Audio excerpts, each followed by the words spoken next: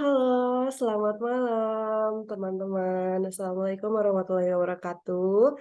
Untuk episode podcast pertama kali ini di Cifarin, Cinta Farmasi Industri, saya Irsain Hafilah akan membawakan materi mengenai sistem informasi manajemen. Nah, eh, pada kesempatan kali ini saya juga akan mengundang salah satu narasumber yang top banget. Jadi, tidak perlu berlama-lama lagi. Let's talk about farmasi. Yeay. Nah, eh, kita perkenalan dulu ya. Di sini narasumbernya ada Kakak Sri Mentari dari PT Everest Laboratory. Selamat datang, Kak Sri Mentari di Ciparin. Hai. Ya, baik. Kakak, kakak kan udah ada pengalaman gitu ya, Kak, di industri farmasi, di PT Everest Laboratories. Nah, cerita-cerita dong, Kak, gimana sih, apa sih itu sistem informasi manajemen itu? Jadi gini nih, saya kan udah pengalaman di VT Everest ini selama 7 tahun ya kurang lebih. Jadi sistem informasi manajemen itu tuh suatu sistem nih yang digunakan untuk mengolah informasi biasanya di yang berkaitan sama kegiatan manajemen di perusahaan tersebut gitu. Nanti tujuannya itu untuk membantu manajemen dalam membuat keputusan yang lebih tepat dan efisien kayak gitu. Biasanya si sistem informasi manajemen juga terintegrasi sama sistem yang lain seperti enterprise research planning kayak ERP atau customer relationship management kayak gitu. Oh, bermanfaat sekali ya, Kak, ya, di industri farmasi ini. Terus, Kak, Iya. untuk fungsinya sendiri dari SIM ini apa sih, Kak? Untuk fungsinya ya, fungsinya itu ada beberapa, Hmm, ada hmm, sampai 7 ya. Kalau fungsinya itu, pertamanya ada misal satunya pengumpulan data dulu nih. Jadi hmm. pengumpulan data itu tuh digunakan untuk mengumpulkan data ya, berbagai informasi gitu dari beberapa sumber. Nah biasanya pengumpulan data itu didapatnya dari misalkan dari bagian penerimaan bahan baku, dari bagian produksi, QC, QA kayak gitu. Terus nanti udah ada pengumpulan data, ada penyimpanan data juga. Nanti si penyimpanan data ini tuh disediakan tempat penyimpanan yang aman dan terstruktur gitu. Jadi mudah diakses untuk pengolahan datanya.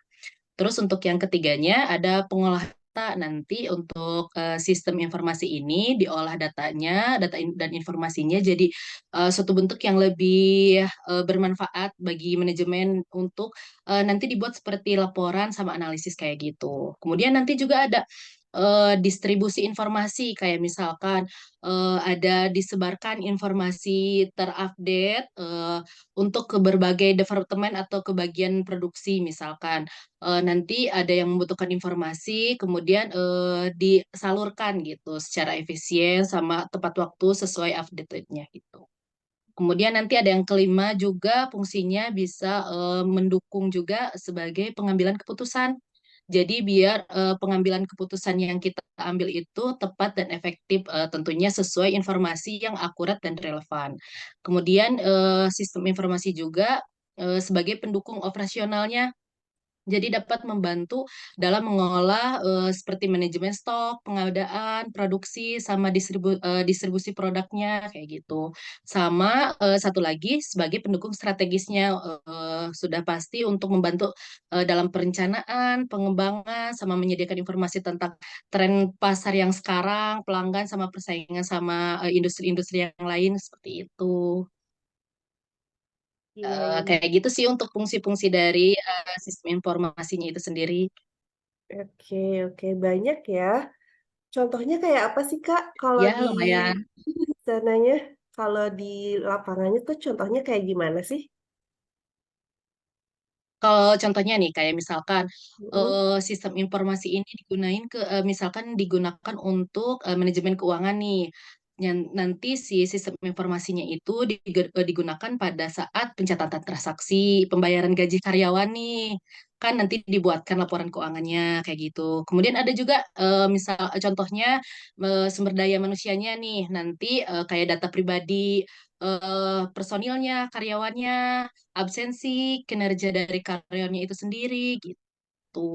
Kalau misalkan di produksi nih di bagian produksi, nanti ada tuh jadwal produksinya mau kapan nih atau bahan baku yang digunakan apa aja, pengiriman atau penerimaan produknya kayak gitu.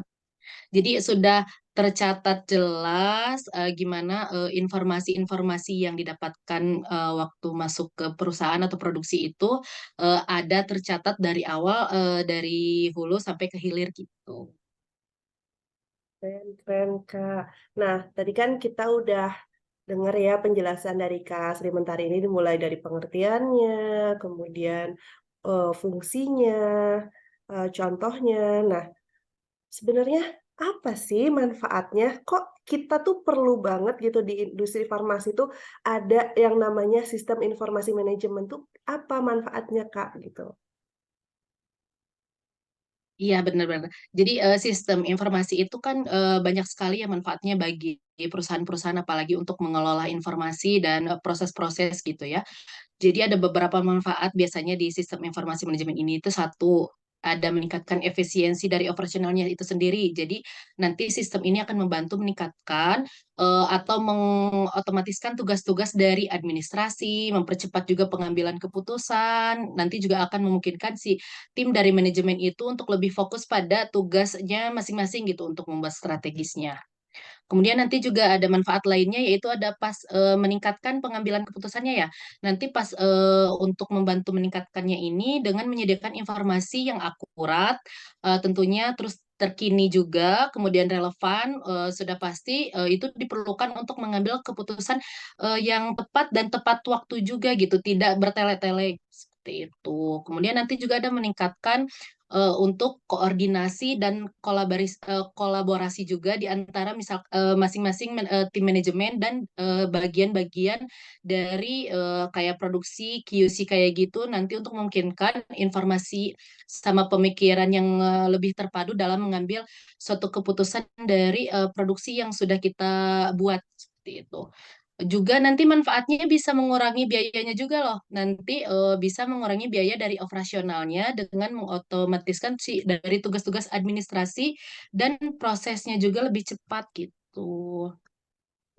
Kayak gitu juga sama yang terakhir ada manfaatnya juga mengurangi dari resiko. Jadi nanti si sistem informasi ini dapat mengurangi resiko dengan memberikan visibilitas yang lebih besar ke dalam operasinya sehingga nanti memungkinkan identifikasi dari masalah, peluang-peluangnya juga lebih mudah dan memungkinkan pengambilan keputusannya juga lebih tepat gitu.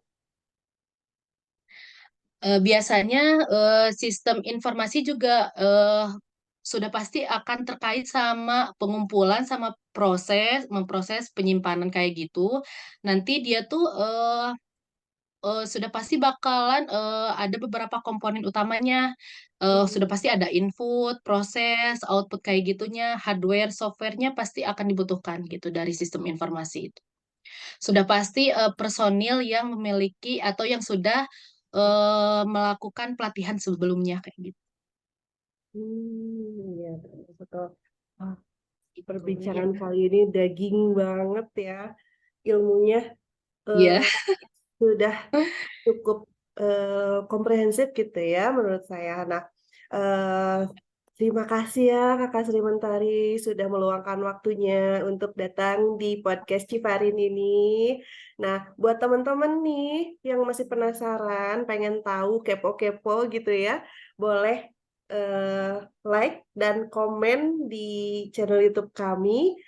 Sekian dari podcast pada malam hari ini. Semoga tidak puas, jadi bisa mencari tahu ilmu lebih luas lagi. Wabillahi taufiq wal hidayah. Wassalamualaikum warahmatullahi wabarakatuh. Dadah.